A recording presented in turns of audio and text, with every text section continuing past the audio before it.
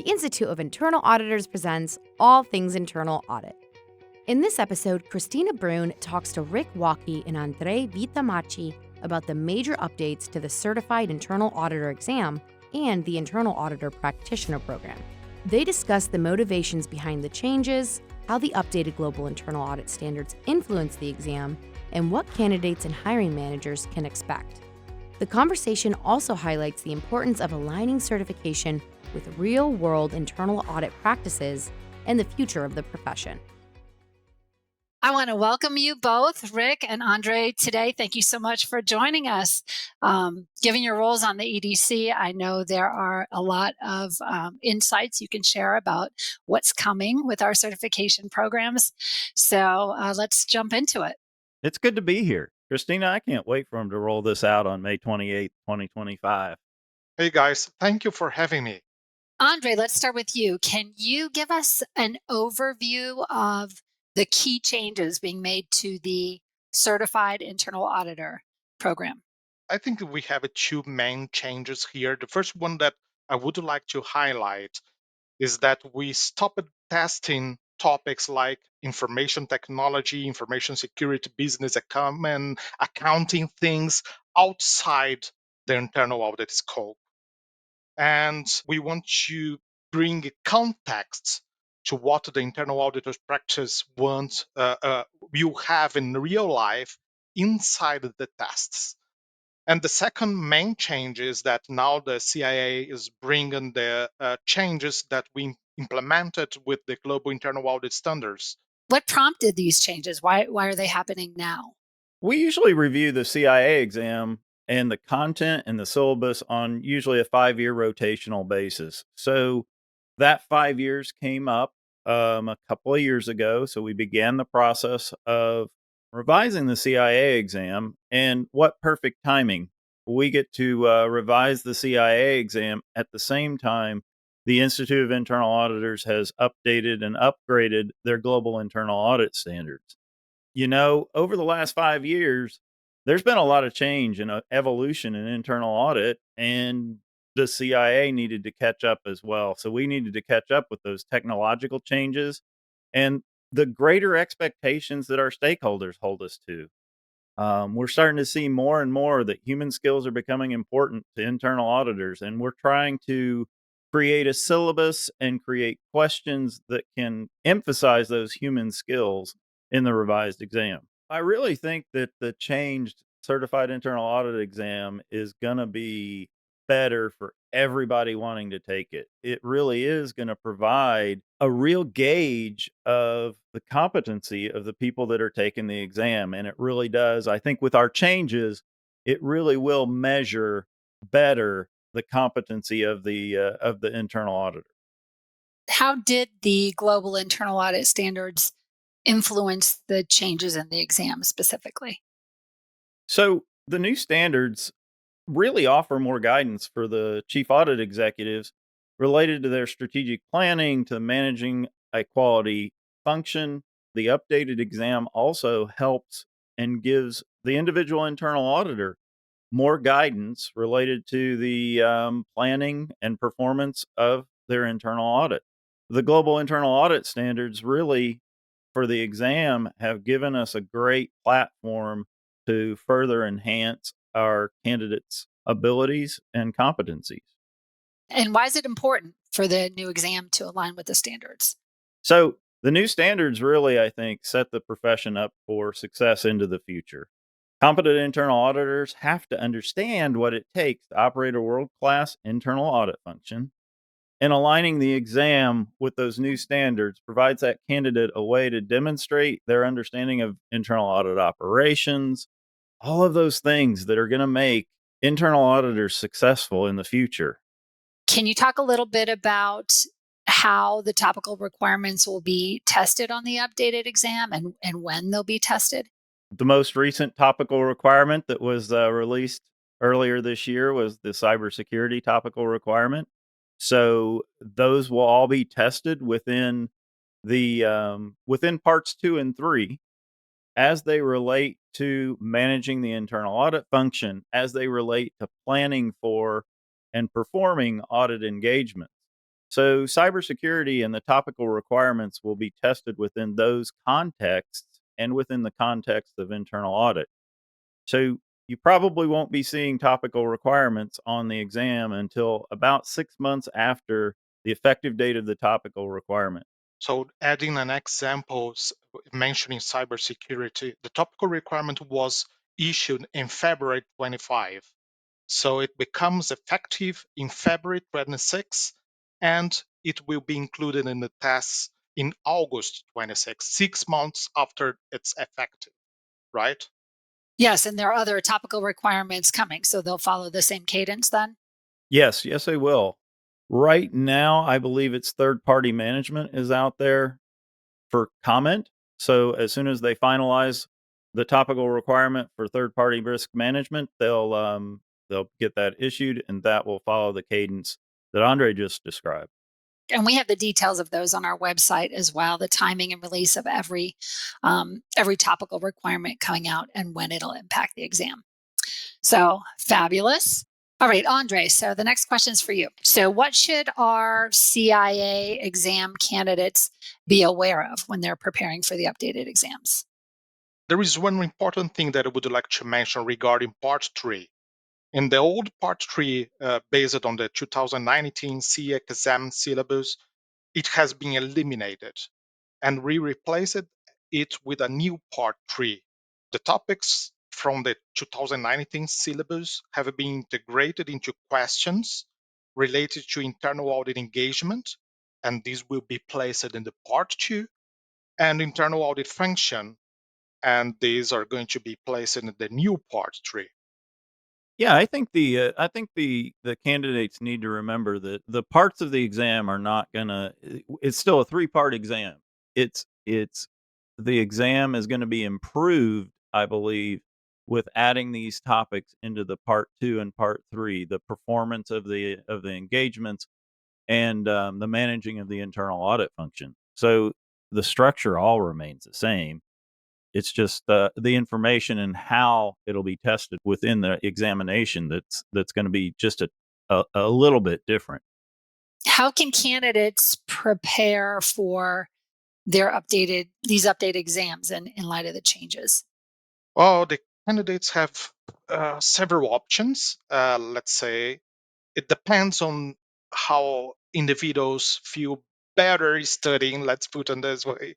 So some do very well just studying the topics for themselves and using the reference materials provided by the IIA in the CIA syllabus landing page. Other candidates may have more formal and structured study plans where they need a teacher to mention something, and which are provided by several vendors. And I would like to highlight that the IIA is doing a new agreement with the Becker as a vendor now.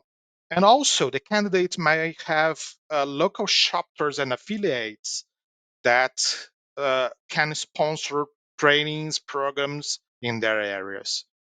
Why is the updated CIA exam considered an improvement?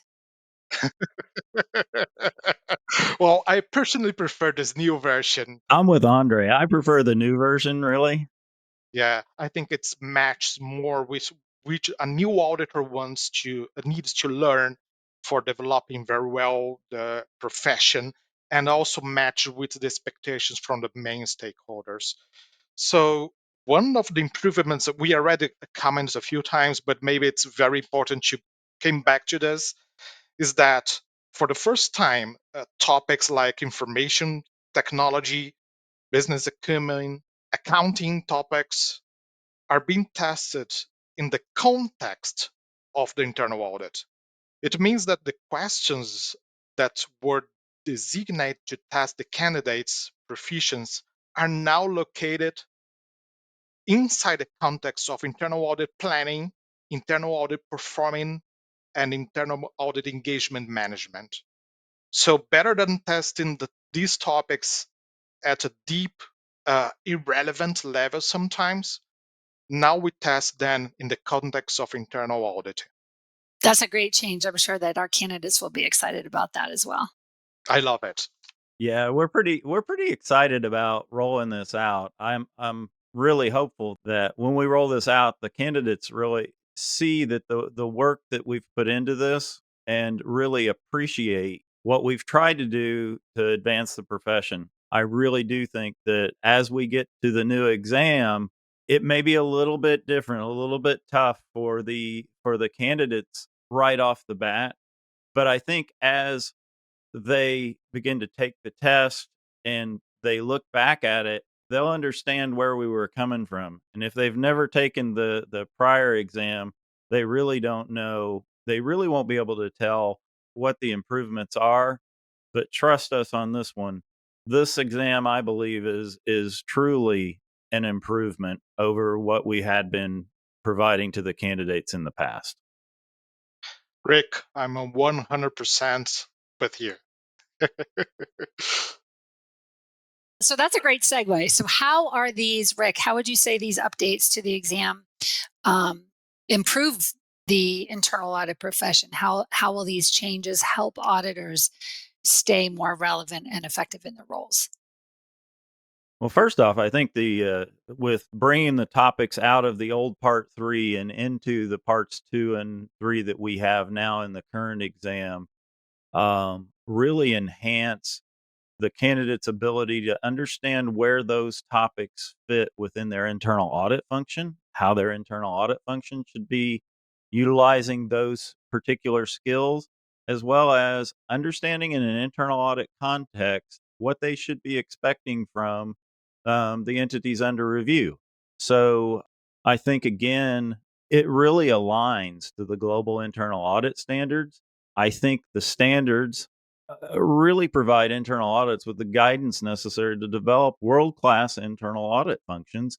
And that's what we're trying to test within the new exam is the competency of these folks, the candidates' abilities to manage their internal audit function and plan and perform internal audit engagements at a higher level. There's also some changes coming to one of our other credentials, and that's the Internal Audit Practitioner, the IAP. So, Rick, can you give a brief overview of some of the key changes to that program? This is another one that I'm really excited about, Christina. With the IAP exam changes now, one of the biggest changes is that it's a permanent designation.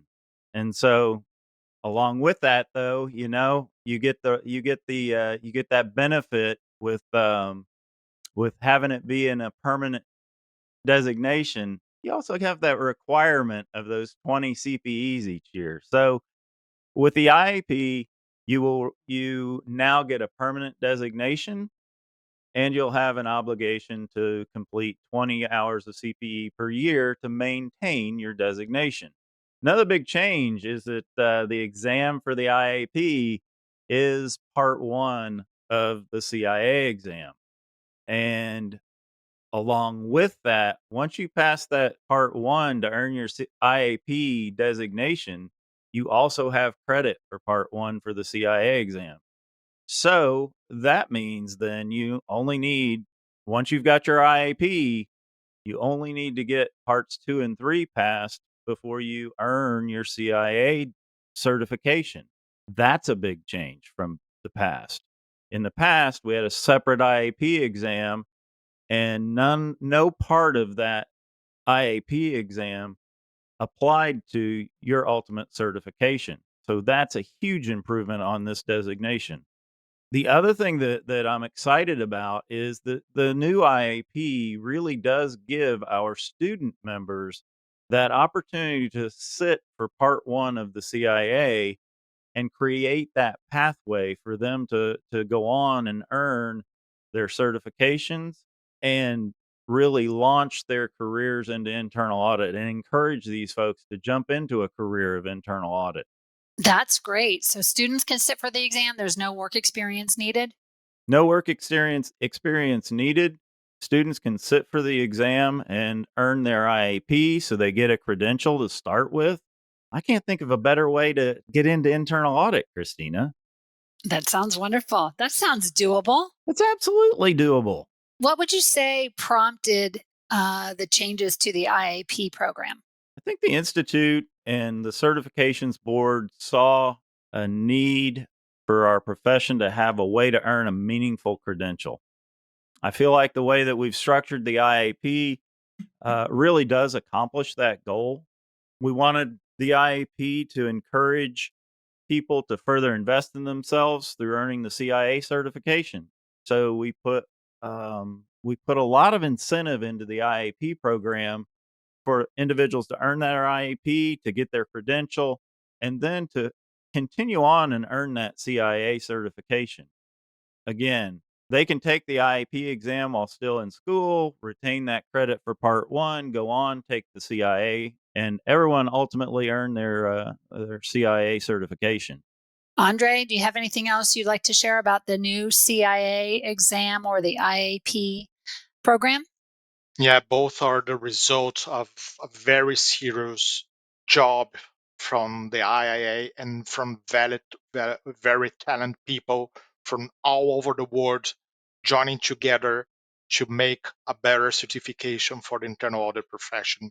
So it's very great to have such work delivering very good CIA new testing, and I would like to thank everyone connected in this process. The candidates will see for themselves that it's a huge difference in the way the CIA exam is performed now on. I would echo Andre's comments. I think that everyone needs to look at this as a win across the board. We heard a lot of feedback about how the CIA exam, and particularly part 3, wasn't relevant to proving competence in the profession of internal audit. And so we truly did listen to what our stakeholders had told us about in the exam and what they felt like was missing, where we've missed the mark. And the IIA has been really supportive with the exam development committee and the professional certifications board in making this shift in the internal audit exam, the certified internal auditor exam. And so I got to thank the IIA for that. I got to thank the stakeholders who were honest with us and gave us the feedback that we needed to prompt the changes that we've made. Thank you. And likewise, Rick and André, of course, none of this would be possible without our dedicated volunteers such as yourselves. So we thank you for your input. And I'm glad you mentioned the PCB and the EDC, the certifications board and the exam development committee, because that representative group, that global group, has been so instrumental and so critical to the change. And it's a group of very talented professionals from around the world, such as because you get to work with them. I get to observe them. So we appreciate all the hearts. So is there any place we can direct people to find more information about these changes? Where can they go? Rick, can you provide some information? Well, of course, they can go to the IIA.org and click on certifications, and all the information they need is right there. Thank you for joining us today. It's been really a wonderful conversation, and I appreciate your time today. Thank you. Thank you, Christina. Thank you. Hey, audit pros, ready to supercharge your skills and connect with the best in the field? You absolutely need to check out the IAA's 2025 International Conference. Happening July 14th through the 16th in Toronto and virtually, this is your chance to dive into emerging risks, cutting-edge tech, and global best practices that will elevate your internal audit game. Don't get left behind and register now at theIAA.org. If you like this podcast, please subscribe and rate us. You can subscribe wherever you get your podcasts. You can also catch other episodes on YouTube or at theIAA.org. That's THEIIA.org.